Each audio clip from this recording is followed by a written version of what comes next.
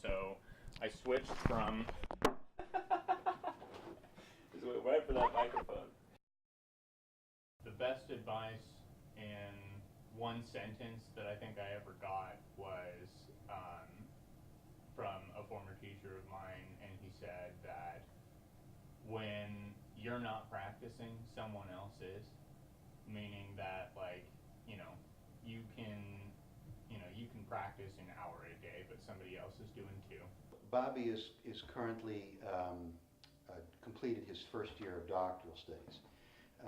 He auditioned here 3 years ago for the master's program in jazz studies. I was born in Manhattan, Kansas. I was originally a pianist, actually.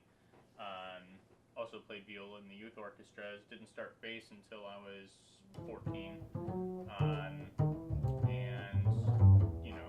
again, long story short, it quickly became something that I was really, really interested in, invested in, loved. Mom was musically trained.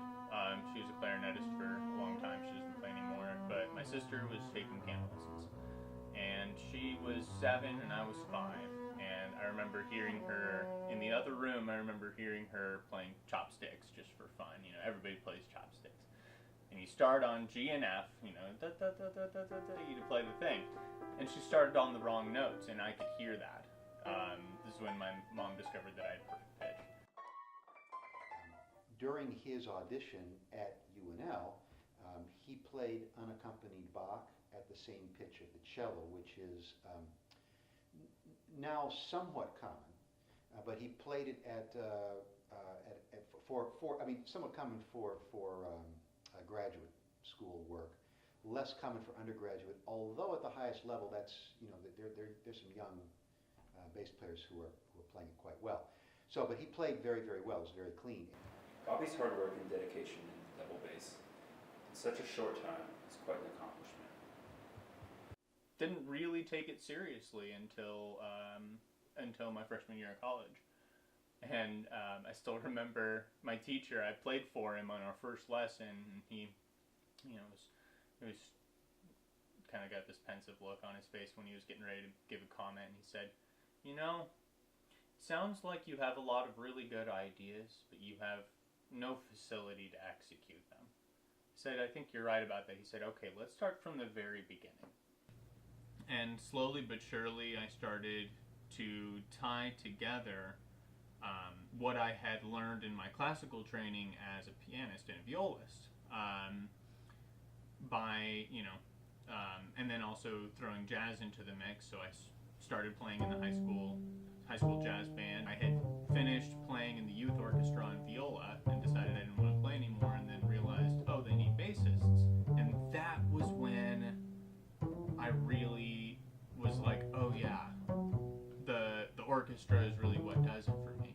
Bobby's exceedingly self-motivated, and without me asking him to do X, Y, or Z, he'll take it upon himself. He'll take it upon himself to dig a little bit further into the repertoire to find different pieces. Now,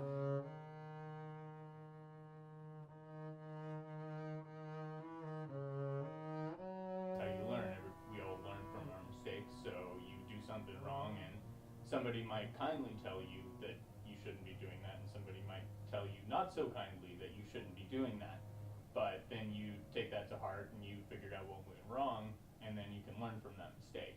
So, yeah, spending time around people that are better than you is probably the best thing that's ever happened to me, really.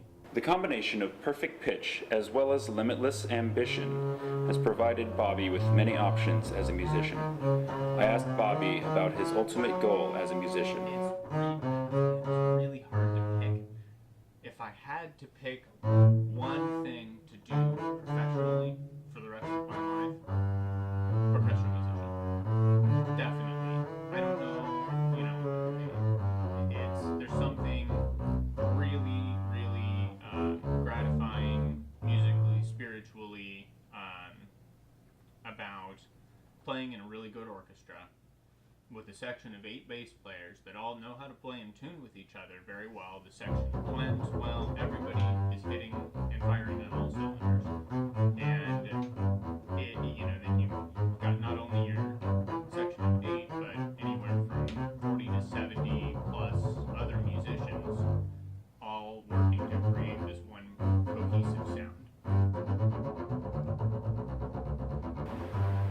eyes and your ears peeled for Bobby Sharma. He is making waves in the city of Lincoln.